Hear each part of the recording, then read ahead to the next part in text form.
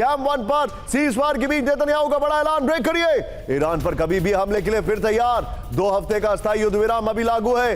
पाकिस्तान की मध्यस्थता से हुआ था सीज़फायर, ब्रेकिंग और शॉट, बातचीत फेल होते ही फिर बढ़ सकता है टकराव। बड़ी खबर मैं आपको दिखा रहा हूं, एक और बड़ी खबर सीधे आई है, ब्रेक करिए जरा विजय, ये खबर को मेरे बगल में ब्रेक करिए। कभी भी जंग शुरू कर सकता है इजराइल, ब्रेक करिए।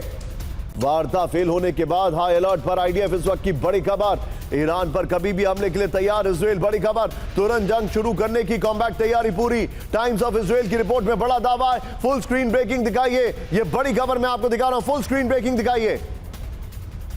कभी भी हमले के लिए तैयार इजराइल, दोनों ब्रेकिंग एक साथ दिखाइए, बड़ी खबर।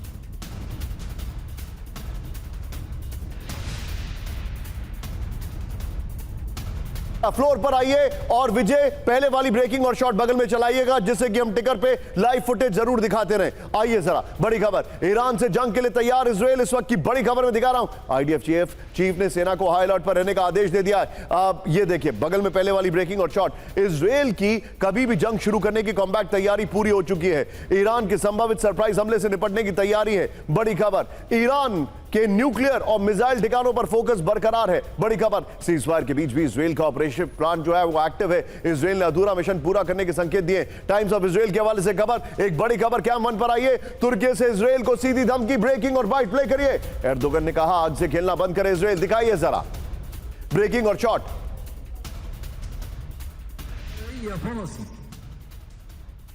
Biz nasıl Karabağ'a girdiysek, क्या आपको ऐसा लग रहा है कि बातचीत फेल हो गई एंड नेतन्याहू जिस तरीके से ट्रिगर हैप्पी है, अब इसका दायरा और इसकी एक्सटेंड बढ़ जाएगी?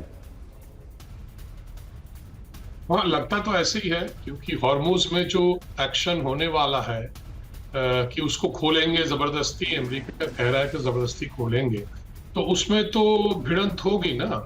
वहां पे जो ईरानियन छोटे छोटे शिप्स हैं, जो उनका टेक्निक अलग होगा। वो ट्रम्प तो क्लेम कर रहे हैं ईरानियन नेवी को डिस्ट्रॉय कर दिया है, पर ईरानियन नेवी के पास वो छोटे छोटे बोट्स हैं या जो और भी तरह के जो वेपन्स हैं, वो अमेरिकन जहाज को वो मारने की कोशिश करेंगी।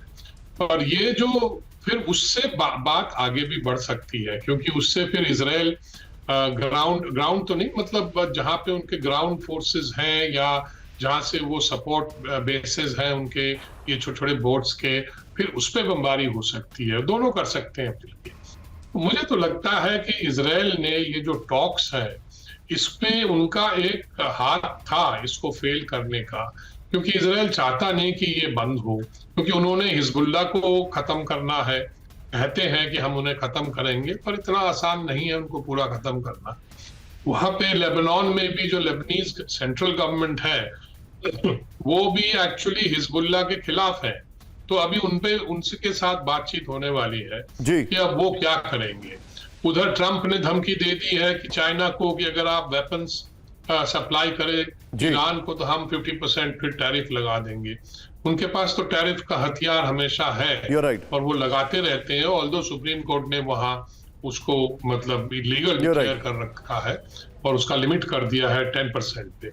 तो ये सिचुएशन अभी है, तो मुझे लगता है as soon as Americans try to open the Hormuz, we will have that spark and the trigger।